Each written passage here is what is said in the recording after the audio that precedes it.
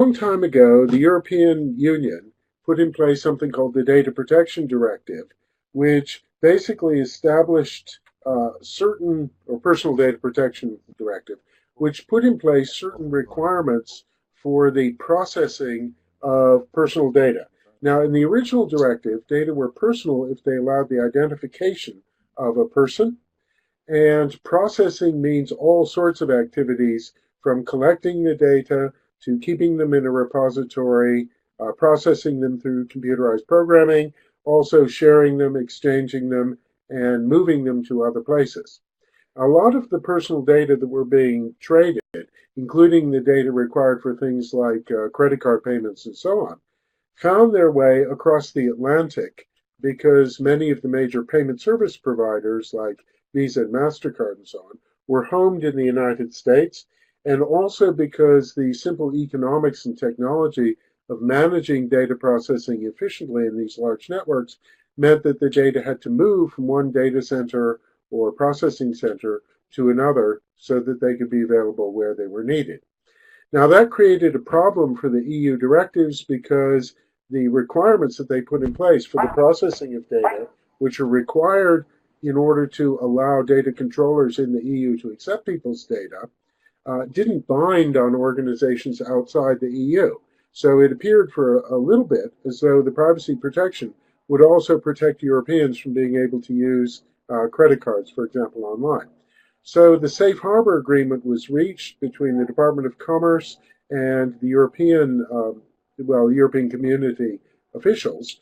And basically, it allowed U.S. firms to self-certify that they adhered to the basic principles behind the data protection regulation.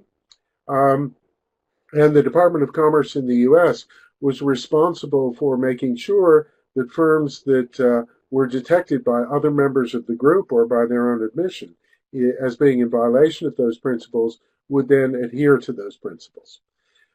This was found in a decision called the Schrems decision to be inadequate protection, and therefore the European Court of Justice struck down the Safe Harbor Agreement, and it was replaced after a period of negotiation by something called the EU-US Privacy Shield. This took effect, full effect, in the 1st of August 2016, but it was accepted by the Parliament much earlier in the summer, around June or May. There were certain problems, however, with it that caused the Article 29 Working Party to withhold or suspend a full endorsement of the degree to which this privacy shield offers the kind of equivalent protection that was required under the Data Protection Directive.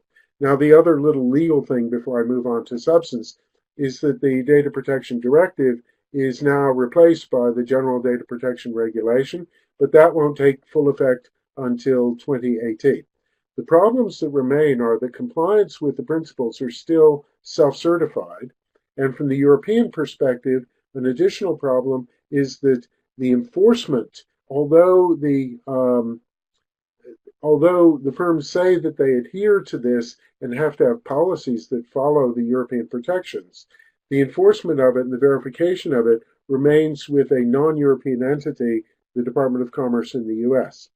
The EU does have certain powers. The two powers that are most important are that they get on an annual basis to review whether or not the agreement is working as intended, and that EU citizens have the power to sue the United States government, the Department of Commerce is the responsible party, if they feel that their privacy rights, data protection rights, are being violated.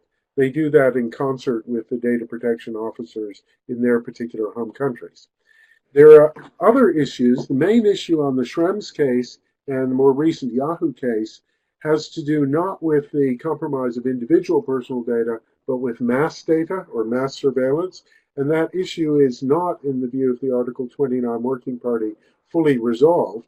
But to allow things to bed in and more clarity to emerge, the Article 29 Working Party has suspended legal action until this first annual review has been conducted. So basically, it's in effect, but it will be re-examined after a year, at which point it may or may not continue in effect. Now, the point about this is that it touches on many ways that U.S. companies engage with EU markets, for example, but not only, by providing payment services, and also collaborate with EU firms when personal data are involved. Now, sometimes these are commercial transactions, but increasingly they also involve the analytics of large sets of personal data, bulk data analytics, or big data analytics, if you like. And we'll come on to talk about those, but you can see how it does touch on these technological domains. It also affects other policies that link the EU and the US, specifically trade policy, especially trade and services, but also retail trade and other trade flows where the payments or the guarantees or the contractual terms involve personal data. And it also involves issues of surveillance and other bulk action, particularly in dealing with trans-Pacific or transatlantic problems or global problems involving terrorism, fraud, organized crime, and so on, because bulk action is a particular hot issue. And the other thing to mention about this is that the differences between the EU and the US turn not only on the specifics of the law, but in terms of what kind of protection is being provided, and in particular, the distinction between data protection and privacy. Now, in the EU, and this is a slight caricature, but it's for the purpose of clarity, these are very long, complex documents. In the EU, data protection rights are what are called fundamental rights. And that means they're independent of any legal instrument. They're independent of the EU itself. These are things that people are simply deemed to have. And the legal instruments, including the Treaty and the Charter of Fundamental Rights, simply give expression to those rights and allow the use of legal forces to enforce these rights to a certain extent. And the two fundamental characteristics are this GDPR, which is coming into full force in a couple of years, and the fact that the primary protection offered to citizens or individuals or natural persons is from private sector actors, whereas in the United States, the force of the law seems more directed at protecting individuals from governments. Now, I do have to say the word citizens appears on the slide. Because this is a fundamental right, that word should more properly be natural persons. You don't get data protection rights from being a citizen of an EU member state, just from being a human being. Now, in the United States, the rights are less fundamental rights, which are inalienable and not to be placed on a monetary basis, but economic rights. The monetary value is explicitly recognized, and the rights themselves can be transferred, sold on, or combined with other rights, and it derives explicitly from a constitutional base. And the two most important elements are the Fourth Amendment protection against unreasonable search and seizure, specifically by government, and the 14th Amendment due process clause. The expression of these and the way they're kept up to date with technologies is not by the creation of new legal instruments as in the EU, but by the development of case law, because this is a common law jurisdiction. Now, certain kinds of data are actually better protected in the United States than they are in Europe. So in Europe, there's something called the right of erasure, which says that when data have served their purpose and are no longer needed, or when the holding of data by governments or by firms compromises people's interests, they can apply to have those data erased. Now, in all jurisdictions, you get to know what's held about you, and you get to insist that it be correct. But in the EU, you have the right to demand erasure. But you have to actually exercise that right by asking to have the data erased. In the United States, with certain types of data, like health data and financial data, there's a sunset clause which says that after a period of time, typically 3 years, the data controller, the person who holds these data, has to erase them. The difference is that under the EU situation, if your data's spread is to be controlled, you actually have to take the time and spend the effort to control it. You have to find out where it's held and so on. Whereas in the US, for those particular types of data, the onus is on the person who holds the data.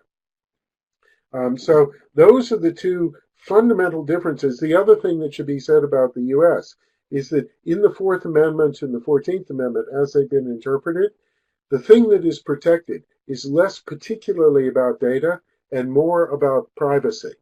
And the reason why I make that distinction is that many of the data that are protected and regarded as personal data, particularly under the regulation, where specific types of data are deemed to be protected, regardless of whether or not they lead to identification of a person, those are all about protecting those data. Many, if not most of those data, are not personal in the sense that you generated them for yourself. Rather, they come to you from institutions to help them in the performance of their functions.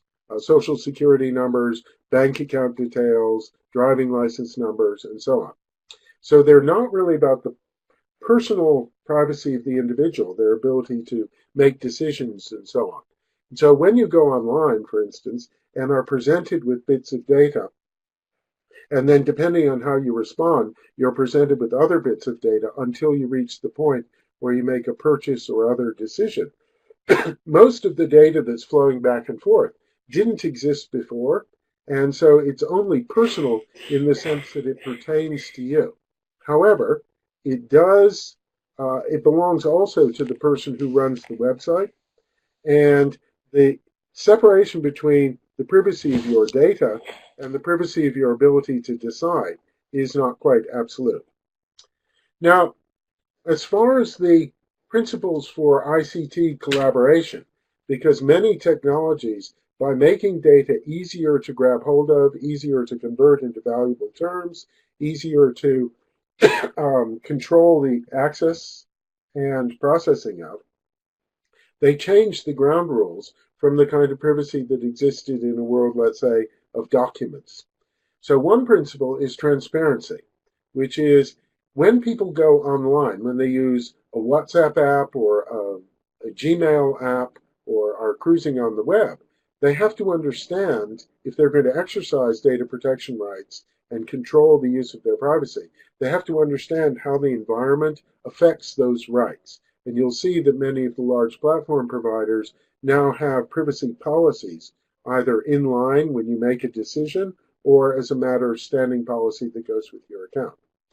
A second principle is accountability, which is to say that we can have all the rules we like, but if you don't know who's responsible for enforcing them, and you can't check to see whether your rights have been infringed, then those rules are not really very helpful. In fact, they may be counterproductive because they may encourage you, for example, not to use electronic networks, not to expose your data on those networks because you don't know whom to trust. Or alternatively, they may encourage you, if you trust in those rules, to put all kinds of data up there, even when those data themselves will attract the attention of criminals or spies or other people who are working against your interests. So unless you have clear accountability, you can't really make self-governance mechanisms, whether market or political or contractual, work terribly well because you don't know whom to hold to account. And finally, context. Consumers, citizens, and other people whose choices determine market outcomes shouldn't be surprised or misled. In other words, it shouldn't be the case that when you buy something in, let's say, the Netherlands from a store in the United States, that the conditions that attend that transaction are very, very different than they would if you bought in the Netherlands from a store that was located in the Netherlands. Or if the data flow through, let's say, Iran on the way to the United States, you shouldn't be exposed to particular risk from something that you can't know and can't control. And so in order to make that work, the systems have to be interoperable, there has to be reasonable end-to-end security, the standards have to be clear, and so on. That led the working group behind the policy working group of this project to call for certain things, including a way of keeping track of those kinds of transactions and technological developments that raise privacy issues, raise security issues, and raise sensitivity issues, particularly where these are sensitive enough to change individual, corporate, or government behavior. And also to call for technical standardization, not necessarily of the end services, but of the processes that feed the network that are based on clear ethical principles. The typical principle that's used in the US and the EU is related to consent. When we talk about individuals, we want individuals to consent and to be informed. So when your website tells you that they're collecting cookies, you're being asked to consent to that or given the chance to opt out of it. But in order to have consent be meaningful, you have to be able to understand what it is you're consenting to, and you have to be able to make that consent proportionate and effective. So it can't be the case that unless you give all your data, you can't use the internet. That would not be considered reasonable. So consent should be used where it's appropriate, where it's feasible, and taking ethical considerations into account. And exposing people to fear and uncertainty is among the kinds of ethical considerations that one might have to worry about. Now, the preliminary conclusions were that we need to consider the human element, not an abstract or technological description of a human being, from the outset when we're developing and deploying solutions. Any of these problems can be tackled from the technological level, from the government level, from the market level, and from the personal behavioral or ethical level. To choose the right ones means that we need to consider how they will affect human behavior. And in that respect, privacy, which limits access, and interoperability, which opens up access, can be seen as complementary sides of the same coin. And it's important for industry to explicitly consider how people will behave from the outside, rather than imposing a policy which they know or should know that many people will not exercise appropriately. It's also important, however, to have a good discussion around these things, because attempts to measure the value of privacy or data protection produce hugely varying results, in part because there isn't a lot of clarity about what these things mean and about what the trade-offs are. What do I get in exchange for my data? What other things could I get if I tried to make a different sort of bargain? So people who have important decisions to make, and the ones who are most exposed to the risks and the consequences, often have very limited insight into what these things mean. And a lot of the discussions around privacy come up to this. And that takes us back to the taxonomy of sensitivities, which is that different types of applications have very different potential privacy impacts. So just to take an example, WhatsApp. When people first began to use WhatsApp, it was as a cheap way of bypassing expensive messaging services offered to them by their telephone companies. As they used it more and more, the range of things for which they used it, the range of content and private information they exposed, expanded. But having used it for a limited purpose, they didn't update their sensitivity as their use expanded. In the process, they became vulnerable, and more information could be collected and could be used. This came to a head recently when WhatsApp was purchased by Facebook and asked whether or not they could ask people, some people, whether or not they could share that individual's mobile phone number, which is tied to WhatsApp, with Facebook, which has nothing at all to do with telephony. And in my own personal case, when I reinstalled WhatsApp in order to be able to decline this option, the next time I went into Facebook, Facebook asked me if I would like to give them my mobile phone number to enhance my experience. But of course, that probably meant monetizing my presence online. So those are the basic sorts of things that we thought about from the abstract perspective of privacy policy. And I've gone on for quite a long time. I could obviously go on for a lot longer, but at this point I'll pause, or I won't pause. I will, well, pause in case anybody wants to comment at this level of generality, or I will turn it over to the leaders of the expert groups. Thank you, Jonathan, for this. Thank you for this presentation, which gives a kind of background of the landscape that affects us all, affects us also in the deployment and development of new services and in different ways. Is there any specific questions on this background before we go into the specific technology discussions?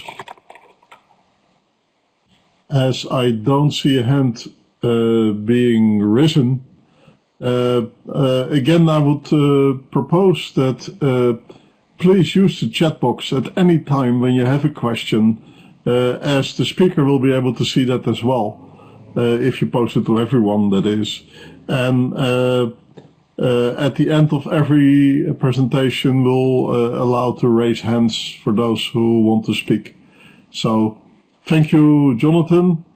Gerhard Vethuis is leading the 5G networks expert group, and look forward to your presentation, Gerhard.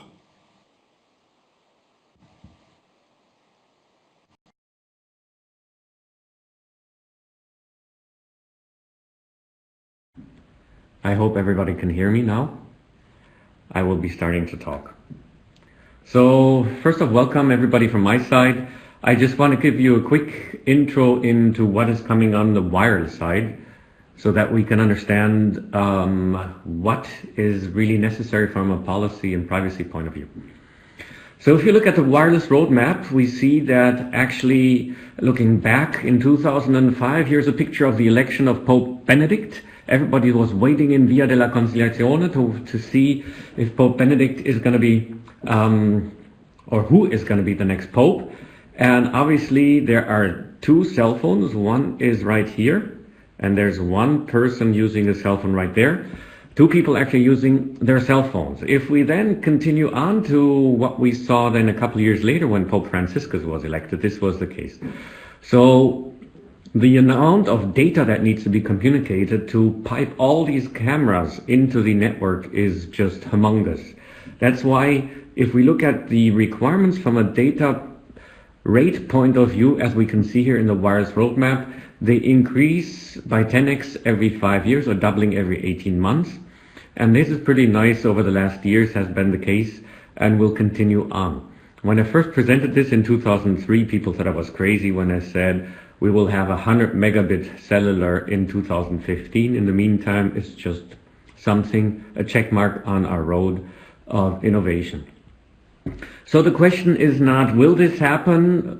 The question is, how do we make this happen? And what needs to be done to make sure that we can generate more and more data, more and more bandwidth on the wireless interface to actually service the need for this high data rate. If this is possible, obviously this means we can start connecting all kinds of things to the network. So if you thought that once upon a time in the early 90s, if you think back, voice communication was considered to be a fairly broadband problem, and we had speech codecs to compress voice and all these kind of things. And today, voice is just voice over IP, a narrowband thing. Then came audio. Now audio is a very narrowband thing. And if we look at video, broadband video today, and then look forward until 2025, video is going to be a narrowband thing. So actually connecting high-def cameras that are all over the place into the network is not going to be a problem anymore, because the bandwidth that they generate is not an issue. So we will be connecting all kinds of things into the network. Now the question is, with 5G, is there something new happening? Yes, and the answer is there is something new. And to look at one thing, it is connecting all kinds of things in addition to connecting people, which I sometimes also like calling the thing book.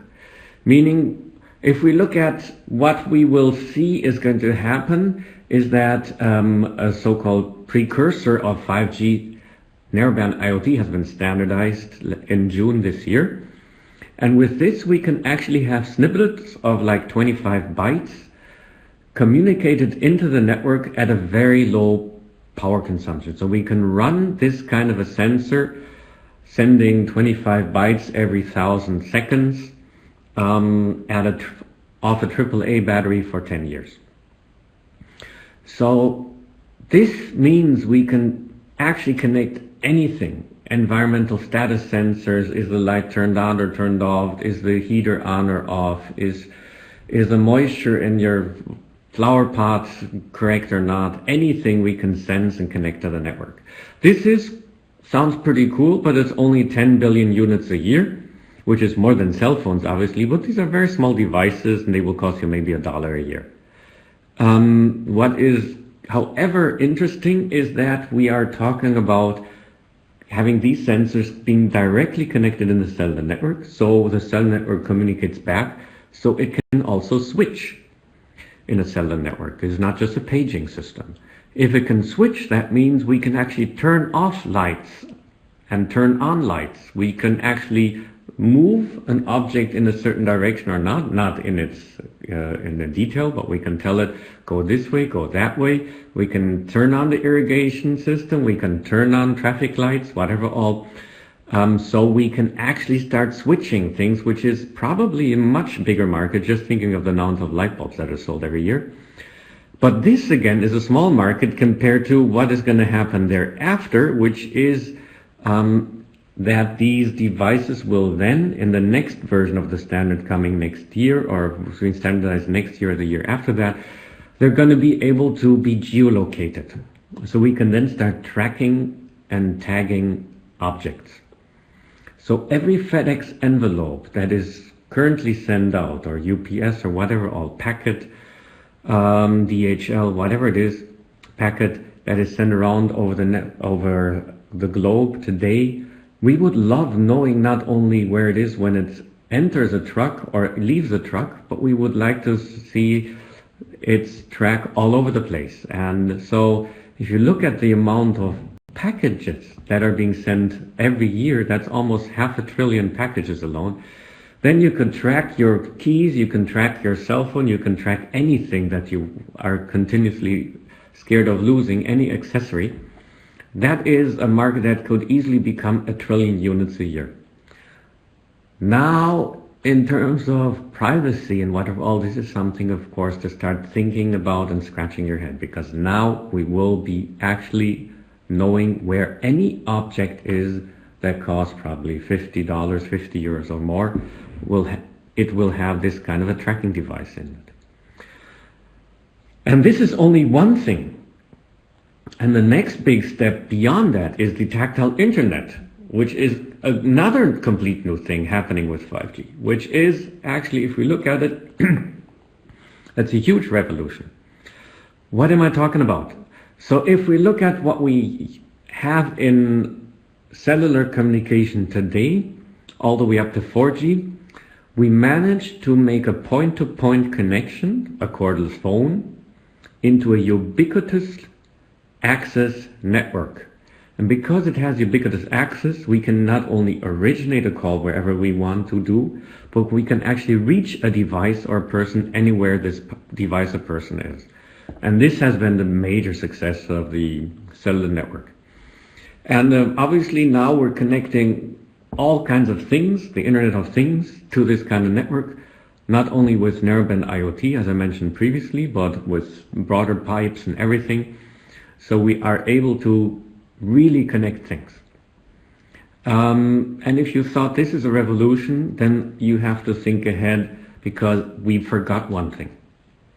This, if we look at this is only for pushing content back and forth. Voice, video, emails, whatever, photos, any kind of things. What we are not doing is actually physically controlling objects, as we're doing with remote controls. So if the network was able to be ubiquitously available, we could fly a heli, a drone, operate a crane on a building site, whatever, all, drive a highly automated vehicle on the street via the network. Today we cannot. It's like a cordless phone used to be. Limited range, point to point, that's it. And only having ubiquitous access made the cellular telephony the big success. The same thing is going to be happening to remote controls. If you think of what's happening with drones today, people think this is a big market. It's marginal in terms of what's going to be coming, because once we have a network that allows us to control and steer real and virtual objects, this is yet another story. We call it the tactile internet because the tactile visual interaction speed that we need in that case is not the 100 millisecond latency that we have on our networks today, but has to be in the 1 millisecond range. Now, that means obviously that this will revolutionize all the industries where Europe is proud of and where the US is proud of, which is health and care, traffic and mobility, sports and gym, edutainment, manufacturing, smart grids. Everything needs these control networks and infrastructure for remote control.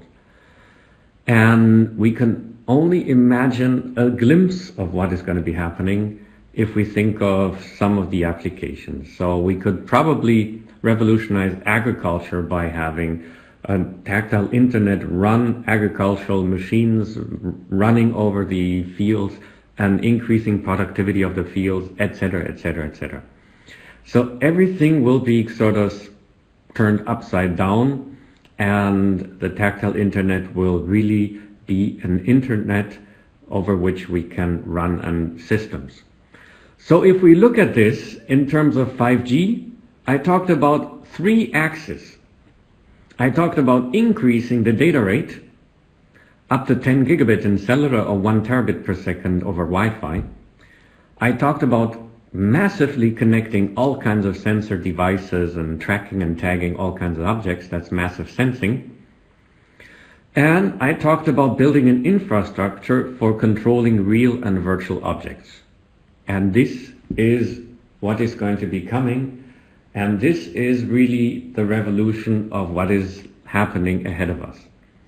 So if you thought that privacy and data protection is an issue, then we've only been thinking about along the y-axis here in terms of massive content, not in terms of actually knowing sensory status all over the place of the planet and actually controlling real and virtual objects.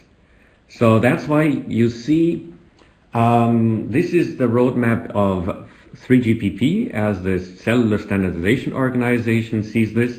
They have adopted this vision. They call this enhanced mobile broadband is driving the data rate. They call massive machine type communication this narrowband connecting all the sensors of the world. And they made one mistake. They called this ultra reliable and low latency communication because, as I mentioned, building this tactile internet and remote control infrastructure does not necessarily, that does absolutely have to do with low latency, but not necessarily with ultra reliability. Ultra reliability, if we're controlling the driving of cars, absolutely.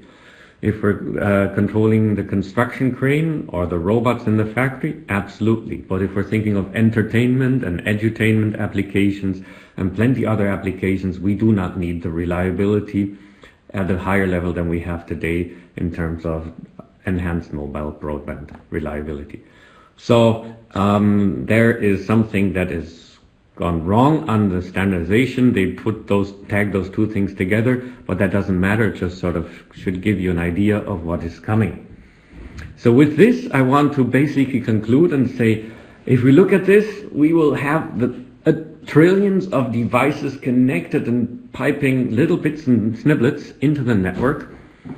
We will have billions of real and virtual objects controlled by the network, by the tactile internet, and we will have a gigantic bandwidth available so that we can just gobble up anything that we can imagine of today and beyond, so that we can see and sense anything in terms of also high-def video and whatever all. Good news is these are the 3 axes, and these 3 axes come along with 2 different kinds of flavors. There is the one which means there will be applications where we have mission critical elements to be obeyed to, and we have non-mission critical but essential elements. So think of it this way. You have the parking sensors in the asphalt, in the surface of the road, and so you know exactly if the parking spot is taken or not. So this will be by this massive IoT sensing. This will be the future, and this will be happening for sure. And then if you turn on your parking app and you want to find out where your car can park, your car will, either you drive your car there, or your highly automated car will be driving with the tactile internet control status and finding this and automatically driving into this parking lot. So you see that something where it's a combination of a mission critical, where you don't want to kill people, you want to make sure everything's safe, and you want to connect to this data set of things that sort of build their own thing book, like the parking sensors in this neighborhood that tell you where is parking available so that your highly automated car can drive there. So we need these segments, these families, these friends of these social networks of things that ad hoc can communicate with each other. We do not want to have everything on the network available all over the place. There has to be some locality connected to that. And so the question is, how will we deal with this in the US? How will we deal with this in Europe? And how can we jointly come up with a platform and a strategy to make this happen? Thank you very much, Gerard, for that. Any questions on this specifically? Just pointing out that CPS IoT session would focus more on cyber physical systems. Gerhard just sketched how the whole world will be filled with massive sensing and tracking, which is not good or bad in itself, but there's a lot of things you can do with it. So far, this will affect all of us. And question to you, Gerard, do you feel that the fact that there's different data protection is at this moment keeping back any collaboration in 5G research across the Atlantic? So what I see is, with what I talked about with the three axes, this is really only the infrastructure, right? So what I'm talking about is the communication infrastructure, the tactile internet, massive broadband, and the massive connected devices, building the infrastructure for that. So the applications, like a certain cyber physical application, others just come on top. We're just the basics glue to make these other things happen. So if I look at it from the basic communication infrastructure point of view, there is nothing in the way to make the collaboration happen between the US and Europe. If I then see certain applications and privacy and data integrity and whatever kind of regulations in different countries, then obviously, yes, there are a big chunk of differences. Like, I mean, in the US, you're not allowed to record and tape audio, but you are allowed to record and tape video. And in Europe, it's very different of what is allowed and not allowed. So these are all kinds of different things that are allowed and not allowed, and this is something that we have to think of. So if we think of using the Amazon, what is she called again? This little thing that we talked to from Amazon. We obviously have to know that this box in our house is recording everything, sending this to the cloud, to the Amazon cloud. This is being processed there, understood, and then the reaction is sent back to our box. So this is then a big question. Is this legal in the US? Is this legal in Europe? Whatever. Also, if you look at what we have already today, and that's just a small thing compared to the challenge we're looking ahead.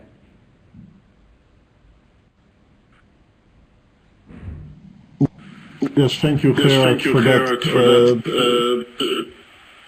It's a similar issue as we also see on the internet, and now the echo is gone, with registries who make top-level domain names available and are not looking into content. So it's infrastructure providing opportunities for action and for applications, and how this will affect each other is clearly a topic for the future as well. A big thing of it has to do with data and how data are dealt with, and Dr. Nikos Saris will about the big data focus of the PICASSO group, expert group on that subject. Nikos, can you go ahead, please.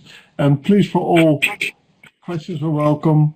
If the hands are raised at the end of the presentation, you will be invited, and otherwise you'll do it at the end of the session. Thank you very much. Nikos, floor is.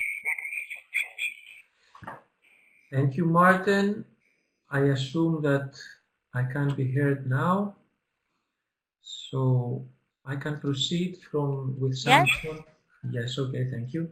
So I can proceed with the context from our expert group, the expert group in big data, where we're trying to look at what is happening around big data in Europe and the US and find the opportunities for collaboration between the two areas. And data protection and privacy are some issues that we are looking at very carefully, and we're anxiously waiting to see where the policies will take us, as they will affect to a great degree both users and application providers. So to give a little bit of context on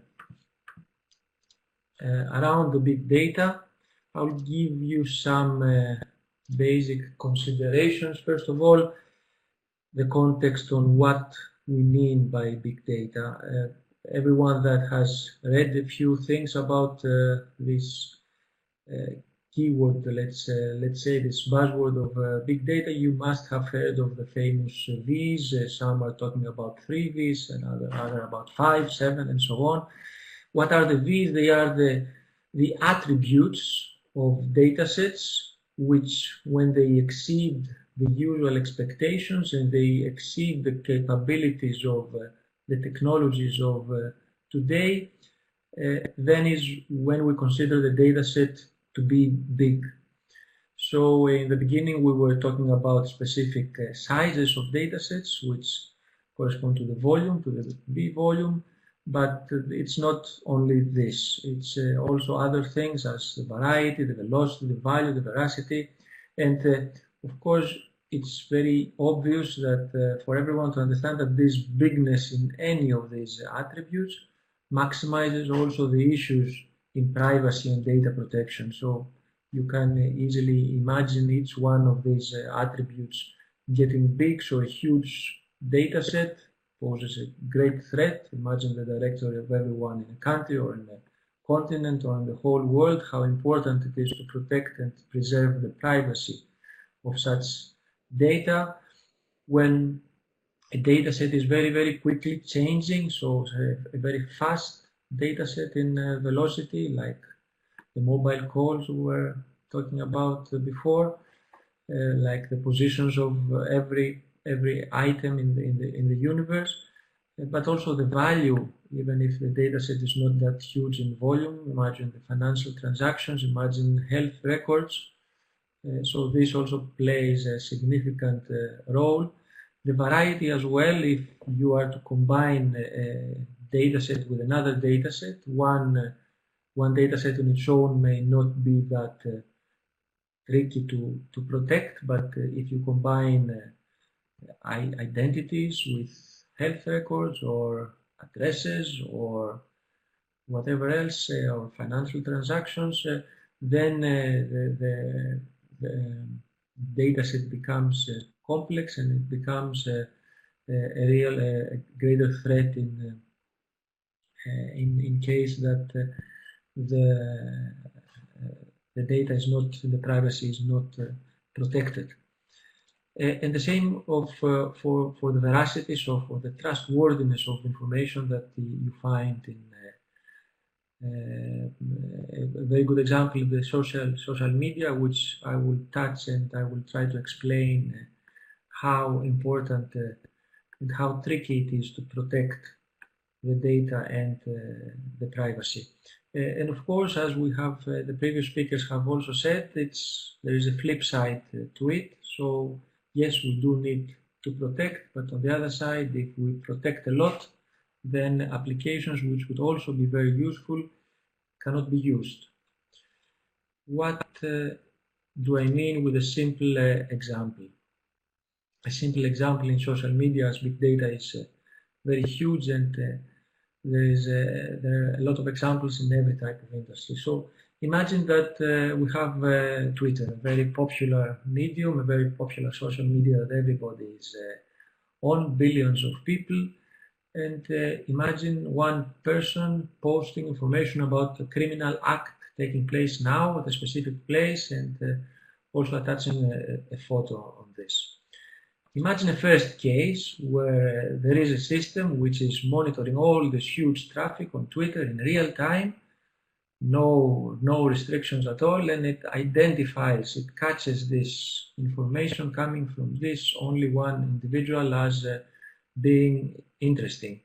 Imagine then algorithms being able to run on these huge datasets and fast changing datasets, and being able to identify this source by also correlating this is an unidentified person. The name is not the name of that person, but if you correlate information about what this person is posting, the previous posts, information from this person's profile with other datasets coming perhaps from LinkedIn, from Facebook, from other huge datasets, there are algorithms like that they can cross-check, and they can lead you to identities of persons that are normally hidden. So imagine an algorithm like that running and identifying the person and the position of this, the exact position of this criminal act. Then one case is that, and of course you would have to run more algorithms again to make sure that this is trustworthy information. It's not someone saying something that we shouldn't pay attention to.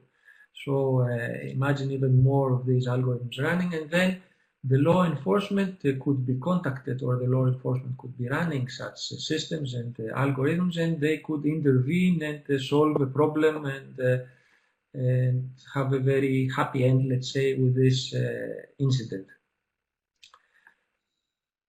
This is a good case, let's say, but all those algorithms, there are some of those existing, but if you look strictly at the data protection policies and regulations, they are not allowed to operate like that. Twitter, for example, first of all, does not allow unrestricted access to all of the data in real time. The policy, the regulations do not allow you to cross-check information between different sources and get to identities that are hidden. Such algorithms that can also determine the position of people, again, is strictly not allowed to operate in such datasets. So if we strictly look at the regulations and at the policies that are in place, then this would not have happened. So the law enforcement would not have understood that this criminal act is happening, and this incident would not have been dealt with of course unforeseen consequences.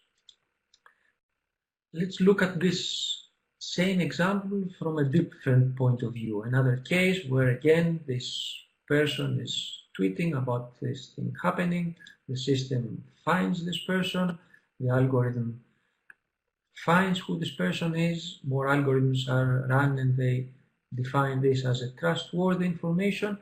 The identity then of this person is discovered. It is leaked, because if something is discovered, you cannot easily control it. It can be leaked through the press. The safety of this person can then be compromised if people start posting about, oh, this is this person that has been sending this information about this criminal act. And then, of course, this case may have a different outcome. As I said before, these algorithms are not allowed, and in this case it is good that they are not allowed, because they are protecting this person. And there are, of course, you can imagine a lot of other examples where these algorithms are protecting identities and protecting situations that should remain protected for the safety of persons. So what am I getting at? That data conceals, and data will always conceal good and bad things. there will always be good and bad ways in dealing with this data. So we have the policies that we need to put in place. Unfortunately, there cannot be simple policies that are static and not intelligent, let's say. We have to think of new ways where policies are context specific, where policies can deal with specific cases so that the good can be allowed and the bad can be prevented. Of course, this is not easy. This is a very complicated problem, and we have not even started to scratch the surface of how this can be done, and nobody knows if this will be possible in the end. But from what we see in this new evolving problem, we have a new type of policies that are needed in front of us to deal with such issues. And it's a whole new ball game that we need to see in place. So that is all from me on the big data aspect of this problem. I don't know if anybody wants to discuss something around these examples. Well, Nikos, thank you for this. I think what you also demonstrate and clearly show, like Gerhard does, all this brings so many new possibilities that comes with opportunities for abuse and opportunities for better use, to put it in those words, opportunities for better use that are sometimes excluded because of current legislation. You mentioned that cross-checking across sources by algorithms or persons can be illegal. I take it that was just for the European situation, or also for the US? I'm not entirely sure, Martin. I know this from a European project that we have been running, and there was an expert on legal issues, but they were looking on the EU perspective, so I can definitely say that it is not allowed in Europe, but it is something to be investigated whether it is allowed in the US or not. I don't know. I see a hand. Thanks. Yeah, Jonathan has his hands up. Jonathan, please. Hello? Yes, I wanted to point out that I'm not sure about the algorithms because nobody quite knows how to assess the functionality of an algorithm. You can read the source code, but as Nikos suggested, if you feed different information to a given piece of source code, it may be able to come close to infringing privacy, but it depends on the information that it's been fed and the data history of the algorithm, not the algorithm itself. The other point, two other small points. One is that it may not be whether or not it infringes privacy. If people feel that their privacy is infringed and therefore behave in different ways, there is still a policy concern. And the final thing is that the Article 29 Working Party specifically flagged up automated processing as one of the areas that remains unclear in the Privacy Shield as it currently exists. Thank you very much. It's good to get clarity here. This is one of the areas that would be worthwhile because clarity here will help researchers from across the Atlantic to work legally together on issues. So thanks for raising the point, Nikos, and thanks for your initial explanation, Jonathan. So as time flies, I would like to welcome Dr. Tariq Samad, who is co-chair of the Big Data Expert Group. No. Who is co-chair of the CPS IoT Group. And thank you, Martin. Invite you to talk from that perspective, please.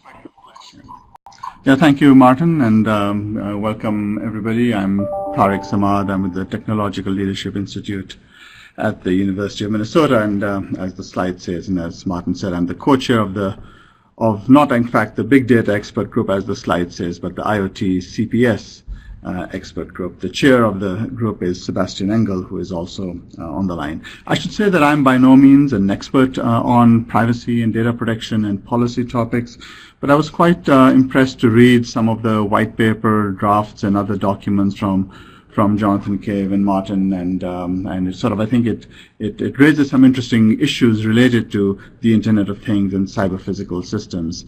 And also, of course, with 5G and big data, and there's actually a lot of synergy and connection between these three topics, as you'll see in my remarks.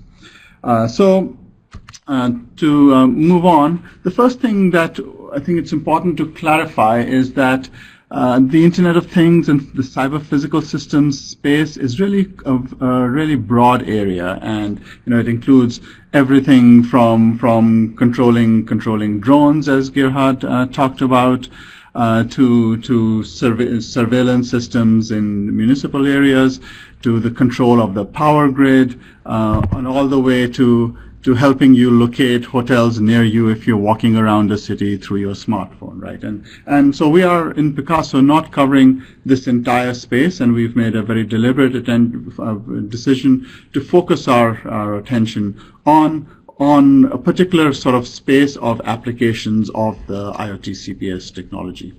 And this space is sort of characterized here in these three bullets. So large-scale systems are of particular interest to us, especially systems of systems, industrial and closed-loop applications, so where, in fact, the loop is being closed, and that's happening today and will happen more and more with the tactile internet, as Gerhard discussed, and also areas where we are really connecting with the physics. So if you think about the control of a chemical plant, and some of these control systems are now operating remotely even today over the internet or the intranet, and will happen more and more. Or the control of the power grid, or even the control of air traffic management or air traffic management systems, pipeline distribution networks for gas or for oil and gas. And many of these systems are in fact transnational in many respects. And many of these are also safety critical. So these are the sorts of applications and domains that we are focusing on in this expert group. One corollary of this is that the interest from privacy and data protection in this space is not just limited to the consumer space. In fact, it applies more to the business, the commercial space, I would say, than it does specifically to consumer applications. Right? So now we have to think about privacy and data protection from a business point of view. So if a corporation, for example, is controlling multiple plants in different countries, and this is all part of a global supply chain, what does that mean? What could happen with that data and the privacy of that business's information? And it could affect, of course, not just the business itself, but could have rather much more drastic impacts. And when we talk about workers, what does that mean, and how do we differentiate between privacy and data protection, or whether we should differentiate privacy and data protection for workers in an industrial environment versus us consumers walking with our smartphones on the city street. Right? So the pure consumer-facing apps, the one that, for example, finding hotels around you or something, are really of less interest to us. It's these sort of safety-critical, physics-connected applications, many of which are, in fact, systems of systems applications that are sort of engaging our attention. Okay. And in the broader IoT space, there's a lot of discussion going on policy already, but we feel that much of this is happening with the focus on the consumer side, and very little is happening in this sort of in the areas that we are targeting. So I think this is particularly important that in the PICASSO project we are bringing these things together. So what are some of the issues that come up? And I've alluded already to some of these. So first of all, if data integrity is compromised, it's not just a matter of individuals' information. It's not a matter of identity theft, which is, of course, a really major problem as well, or accessing bank accounts of individuals, which is, of course, a major problem as well, and we need to address those. But in these cases, in fact, the impact goes beyond what could happen to one or a group of individuals. It affects public safety and security, and not just at the level of one or two people, but at a larger scale level. Think about what could happen if data was accessed or spoofed in a power grid or in a chemical plant, right? Or in the air traffic management system. And it's, of course, the safety and security of of the populace, but it's also environmental safety that is at issue. When we think about the IoT CPS space as we've defined it, another thing to realize is the sort of the chain that's involved, the data chain, the communication chain, the value chain in a way. So it may start from a sensor, right? The sensors, and these could be sensors distributed globally and increasingly more so. And this information is now communicated, perhaps through aggregators of various kinds, to the cloud somewhere. And maybe then there's analytics that's running on it. And a decision is made. And this decision says we need to close the loop. We need to make this particular action. We need to open a valve somewhere. We need to shut off a switch somewhere. Right? We need to divert an airplane or a drone somewhere else, right? And so all of this stuff happens, and it's going to happen at very fast speed. It's going to happen autonomously, and a key thing to note is that it's going to happen with multiple actors. So it's not as if there is one organization or one corporation that's going to be controlling this whole chain. It's going to pass through different organizations.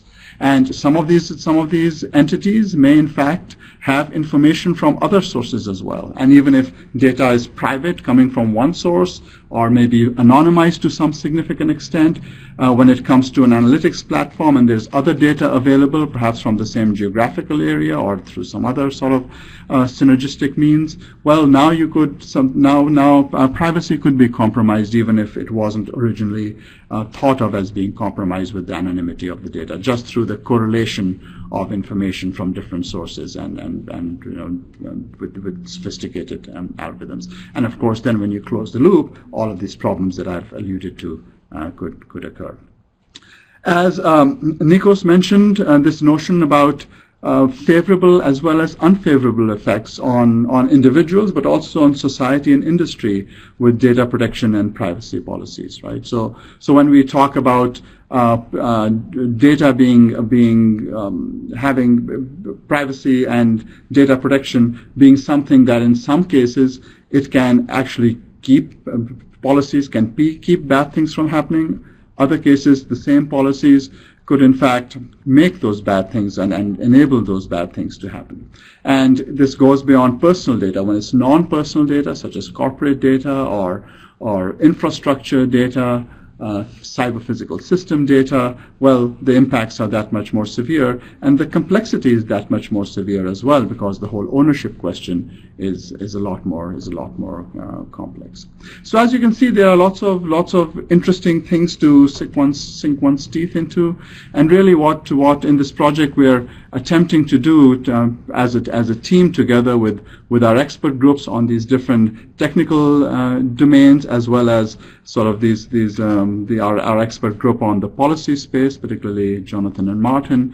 We're trying to discuss and understand some of these issues in more detail, come up with recommendations, possibly understand what the differences might be between the US and the EU and more globally as well. And so there's lots of opportunities to dig into these topics more that we really do need to do. So, further articulate issues of the governance of complex systems. Governance issues will arise that are quite different in these systems of systems cases. As I indicated already, control may pass through different entities. Not only that, but control could be corporations, it could be governments, it could be international agencies that are responsible for the governance of some of these really complex systems. And what does that mean when it comes to privacy and data protection? Now we're not talking about just national policies being good enough. We have to think more broadly at an international level.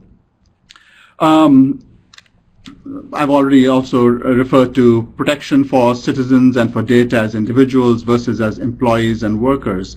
Is there a difference? Should there be a difference? Frankly, I'm not really aware of the nuances of employees versus individuals when it comes to data protection policies nationally or internationally, but I think it's an interesting question that needs to be addressed. And if you're a worker in a plant, or maybe you'd for a global corporation, the worker could be around the world in different places. To what extent should the corporation have the right to know where its workers are located, and what their cognitive state is right now? What equipment do they have with them? Right? I think interesting questions arise. In some discussions, this question came up, this contrast came up between rules-based and principles-based regimes, and how in some cases we can have privacy regimes that simply dictate these are the specific things that are allowed or disallowed. And in other cases, we can talk about broader principles. And I think that's an interesting contrast that could be explored more broadly. As we've already referred to, and as Nikos referred to, there are benefits of smart society technologies that are really contingent on data being shared, and especially when you start thinking about the sorts of concerns we have today with environmental safety and terrorism at a cross-national scale. To what extent should opting out be permitted? I think, and then differences between EU and US policies and regulations, and I think this question could even be addressed and perhaps should be addressed in a broader international setting. Is harmonization feasible? Is it even desirable? Is it in fact desirable in some cases to have different policies given different constitutional imperatives or societal needs in different places? Offshoring and transatlantic data sharing is another related aspect as well. So lots of questions that I've raised, no answers, but that's sort of what I wanted to bring up. And just my last slide, for those of you who might be able to make it and might be interested in this, there's this project, the PICASSO project, will continue to discuss many of these topics, and a particular milestone where we hope to bring these thoughts together and present our latest findings is a symposium that we're organizing in Minneapolis in June of next year, called the Transatlantic Symposium on Technology and Policy for a Smart Society. Svetlana Kusova and I are the co-chairs of this symposium, and all the expert groups will be involved, the policy group will be involved, and we hope to have special sessions related to talking about the policy implications of these technology topics at that event. So you're all invited and welcome to attend. So that's what I had to say, and if there are any questions, I'm happy to address them to the extent I can. Thank you, Tariq, for your excellent presentation. And yeah, I think like the others, you also highlighted that there are such a lot of good things that become possible that may not be possible by law. Obviously, every good thing has a bad thing as well. So that's clearly where we need to find a way forward in a balanced way. And there is clear differences indeed across the Atlantic, as you expressed with your question about employees or citizen. I saw two remarks from David and from Jonathan. Any of you would like to comment to this presentation or to indeed what is said earlier?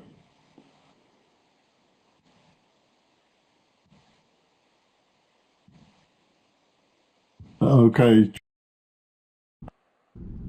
Yeah.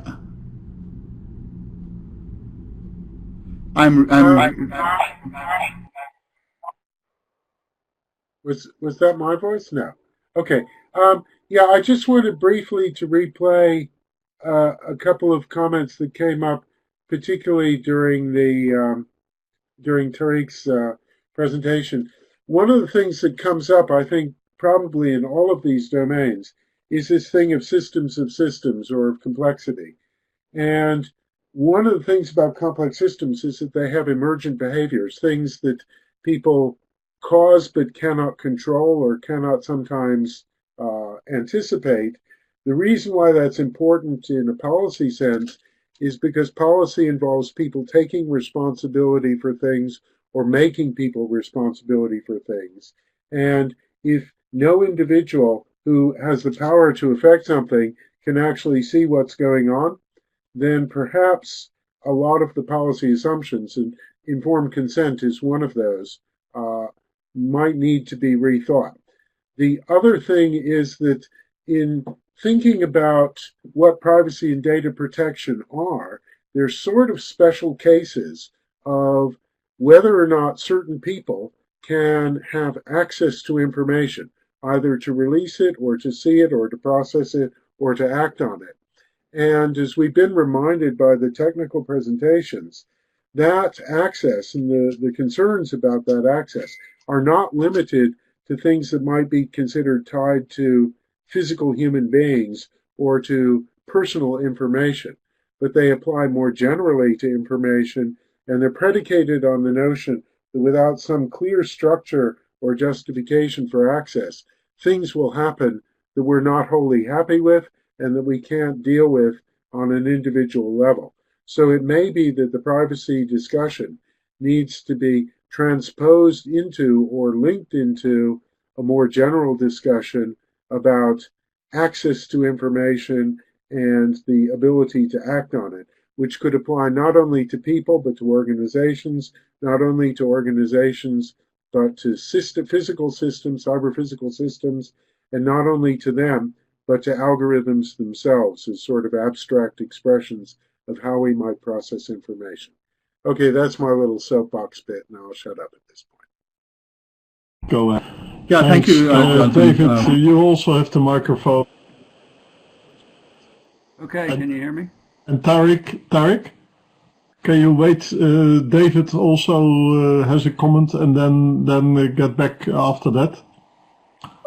Sure. David? Okay, this is David. Yeah, can you hear me? Okay, I guess you can't hear me. Please, David, go ahead. Okay, can you hear me? I can hear you. Okay, so the discussion by Tariq and actually the chat by Jonathan brings up another issue where big data and this data cycle that Tariq was talking about come together, and that's that many of the techniques that are being used in this space, the algorithms for data analysis, are quite opaque. So it adds a level of complexity in terms of how much we know about the stability of the algorithms, the integrity of the algorithms, etc. That adds another level of complexity to how we think about the systems of systems. Okay, over. Yes, thank you. Very I think much, those were both very true. For me, it's been. Yes, Tariq, please go ahead. Yes, and those were both very good comments, actually. So yeah, these algorithms that are operating in the cloud somewhere, especially when we are closing the loop, are very complex. They are model based. They may be adaptive algorithms. There's feedback involved here. Feedback leads to stability issues. If you have a highly unstable system, like say a modern aircraft, then fighter aircraft, then closing the loop in the right way makes an unstable system highly stable and agile.